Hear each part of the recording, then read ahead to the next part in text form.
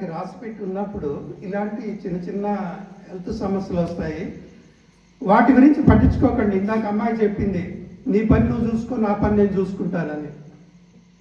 దాన్ని పిలిచి నాకు నొప్పి వస్తుంది దాని మీదే మనసు పెడితే దాన్ని ఆహ్వానించినట్టు అవుతుంది. మనం ఇంట్లో దాన్ని కుర్చీ వేసి నువ్వు రా అన్నట్లు ఉంటుంది. దాన్ని పట్టించుకోకుండా ఉంటే ఎవడో గెస్టులు వస్తే వాడు పట్టించుకోకుండా ఉంటే వాడు రెండో రోజు రాకుండా ఉంటాడు, వాడే రాకుండా ఉంటాడు. ఇది కూడా అంతే, ఈ గొడవ కూడా అంతే, ఈ బాధలు కూడా అంతే.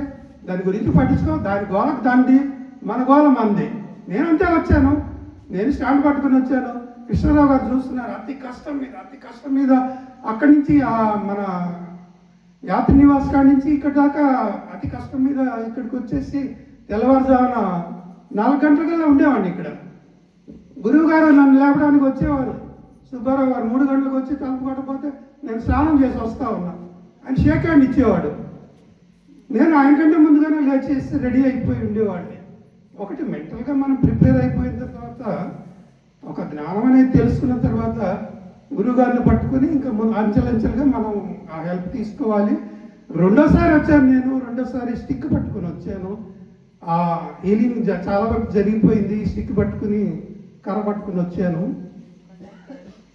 ఆ కర్ర తర్వాత మా అమ్మాయి మన రమాదేవి మా చివరి రోజు ఏం జరిగిందంటే, మనకి నవంబర్ 11th వచ్చింది చివరి రోజు. నవంబర్ 11th మన పత్రిజీ గారి జన్మదినం. మార్నింగ్ టైం ఇక్కడ మంచి ఫంక్షన్ చేసుకున్నాము.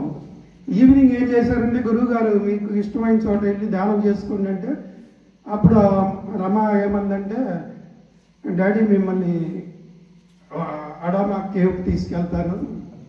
వెళ్ళి వచ్చిన తర్వాత చెప్పింది, కానీ ముందుగా చెప్తే పంపకపోతున్నాడు. ఎందుకంటే ఆవిడ పేషెంట్, ఈయన పేషెంట్, ఇద్దరు కలిసి పంట ఎక్కడైనా తయారైపోయారు. ఏమైనా అయితే సో ఇంకొక రమాదేవి గారు మేడం గారు కూడా ఉన్నారు, విజయవాడ నుంచి వచ్చారు. ఆమె కూడా హెల్ప్ తీసుకుని 11th పత్రిజీ గారి జన్మదినం రోజున ఆ స్టిక్ పట్టుకుని నేను అడామా కేవ్కి ఎక్కేసాను. వాళ్ళు కొద్దిగా హెల్ప్ చేశారు, అంటే మెంటల్గా హెల్ప్ చేశారు, బాగా కొద్దిగా సపోర్ట్ ఇచ్చారు. హ్యాపీగా వెళ్ళొచ్చి అడామా కేవ్లో ధ్యానం చేసుకుని కిందకు వచ్చాము. ఈసారి వచ్చేటప్పటికి అన్నీ వదిలేసి వచ్చేసి మా అమ్మాయితోటి అందరితోటి డాన్స్ చేస్తున్నాను కూడా. ఇప్పుడు డాన్స్ చేపిస్తాను డాడీ ఈసారి వచ్చేటప్పటికీ అంది, తప్పనిసరిగా డాన్స్ చేస్తానమ్మా, ఎందుకంటే నాకు ఆ విల్ పవర్ ఉంది. నాకు నేనెవరిని ఈ గిబ్బుల్ని వీటిని కుర్చీ వేసి కూర్చోబెట్టి అతిథిల్లాగా వాడలని నేనేమి గౌరవించను. వాటి పని వాడితే మన పని మనం అలాగే చేస్తున్నాను.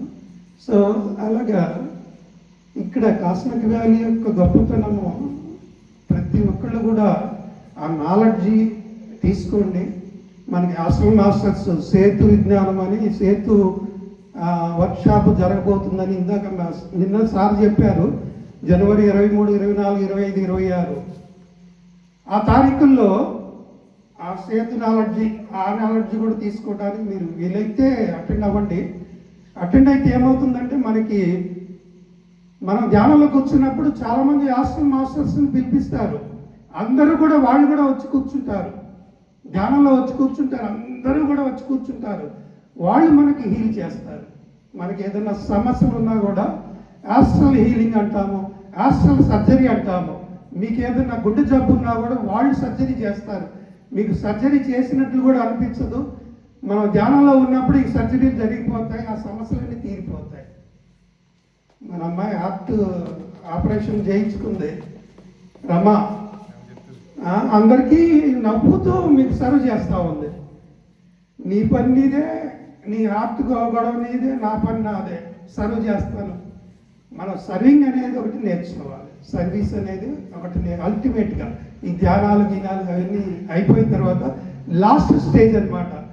ఈ దేవుళ్ళకి మొక్కటము, మన చాగంటి కోటేశ్వరరావు గారు చెప్పేది కానీ ఆయన చెప్పేది కానీ ఇవన్నీ కూడా ఏబిసిడీలు పత్రిజీ గారు చెప్తారు. అది నువ్వు ఎల్కేజీలో ఉన్నప్పుడు చేయాల్సింది. నువ్వు ఆ స్టేజీలు దాటి వచ్చావు, నువ్వు ధ్యానంలోకి వచ్చావు అంటే 400 జన్మలు ముందుకు తీసుకుని వచ్చావు. ముందుకు వచ్చేస్తారు మీరు ఇంకా దేవుళ్ళు కాదు. నువ్వే దేవుడు అవ్వాలంటే ప్రతి ఒక్కరికి కూడా సర్వ్ చేయాలి, ప్రతి ఒక్కరిలో కూడా దేవుడిని చూడాలి. అది తెలుసుకోండి. నమస్కారం.